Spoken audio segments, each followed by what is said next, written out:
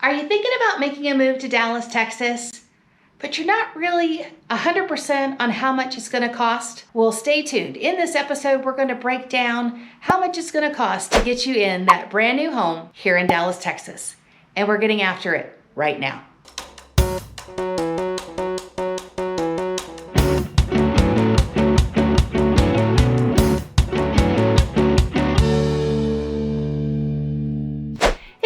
It's Missy with the Live in Dallas, Texas team. Would you like to know what it's like to live, eat, sleep, and play Dallas, Texas? Well, we have the information for you. Honestly, we get calls, texts, and emails from people like yourself that are relocating to Dallas every day, and we love it. We are here to help and make that transition as smooth and easy as possible. But what we need you to do is subscribe to the channel and ring the bell so that you're notified every time there's a new video added to the channel. You can also reach out via call, text, or email so that we can help you and know exactly what you're looking for and how it make your move easier. We've got your back when moving to Dallas, and we look forward to helping you soon. Hello, my name is Missy, and I'm here with Jacqueline Crider of PBJ Mortgage. And we just wanted to come together today and bring you guys some information because I know that I am asked quite a bit. I'm sure Jacqueline is asked all the time, how much money do I need to buy a house? And we can't give you just one solid figure, it's gonna vary, but we're gonna go through the 5 things that make up that total that you'll need to buy a house. So, the number one thing, people ask all the time, how much do I need to put for down payment? You guys have all heard probably that you need 20% down. Maybe some of you have not heard that. I actually hope that that's the case. You don't have to put 20% down. There is programs that will let you do as little as like 3.5%. If you happen to be a veteran or you happen to want to purchase in a more rural area that falls within some USDA guidelines, there's a possibility that you will have 0%. Yes, I said 0% down. There's even potentially some programs for like down payment assistance that may be an option. But I would say safely between 3 and 5% is pretty much the minimum required down for most products. So when people are saying, oh, well, you know, how much do you need down? 3 to 5% is probably a pretty good figure in your head of how much money you need to put down. Like I said, unless you happen to be a veteran, which if you are, thank you so much for your service or active duty.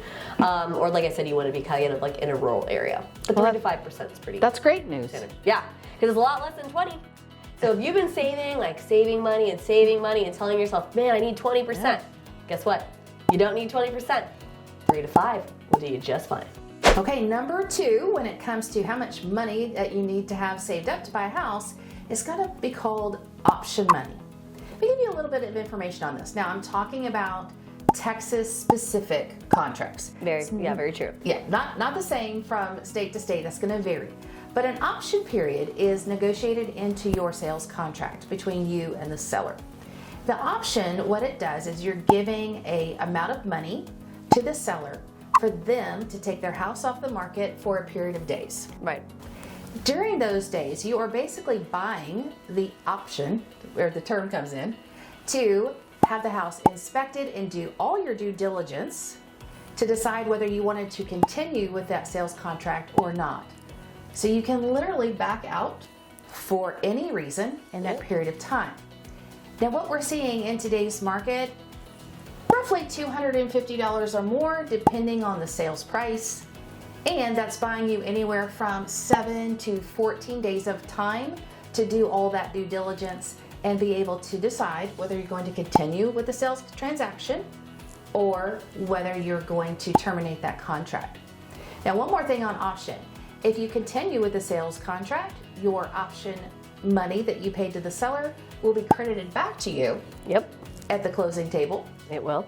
If you decide that there are too many repairs or your due diligence just doesn't seem like that's what you want to take on and you decide to terminate, then that money is the seller's. So that would stay with the seller. So that is your amount that you're willing to walk away from depending on the condition. So roughly $250. It can go up, like I said, just a little bit, but that should be a good amount of money in this market. Yep. I was going to say, that's where hiring the true professional comes in, because they're going to know exactly what's happening in the market to make sure they can advise you correctly on option, right? Absolutely. Okay, we're still talking about how much money you need to buy a house, and we are at number 3. Number 3, also Texas specific, is going to be called earnest money. Earnest money. What a funny word. It is a funny word, but if you think about it, it is saying that you are truly earnest in purchasing that seller's home. And the way that you show that you're earnest is by money.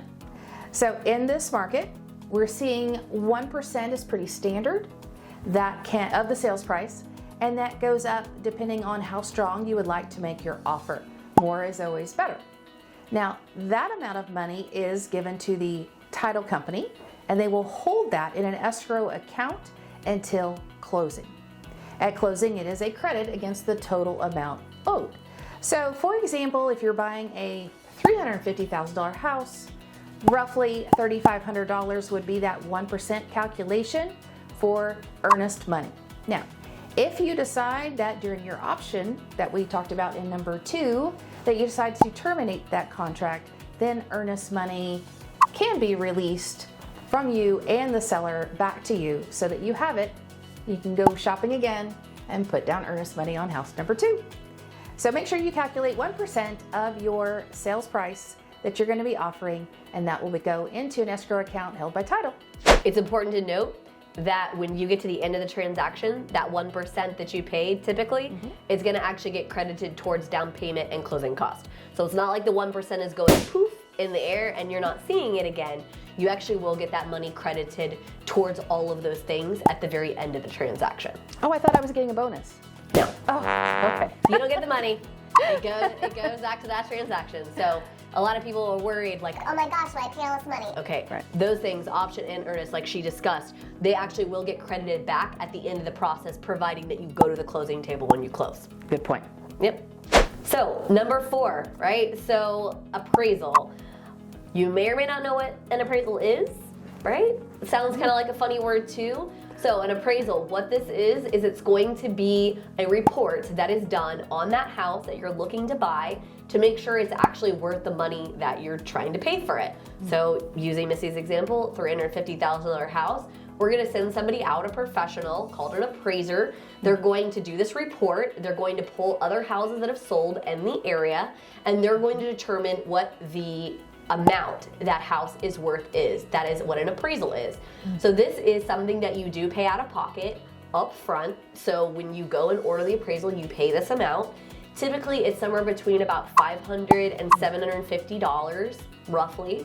Sometimes if you're buying a very expensive house, it could be a little bit more, but I would say pretty standard is about $500 to $750, and that actually is pretty par for the course across the whole United States, roughly, okay?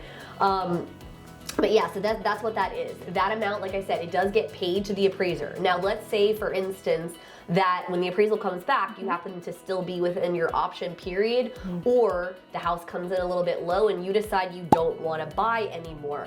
That amount of money is not refunded to you. If the appraiser has done their job and submitted the appraisal report back, that would end up being money that you wouldn't get.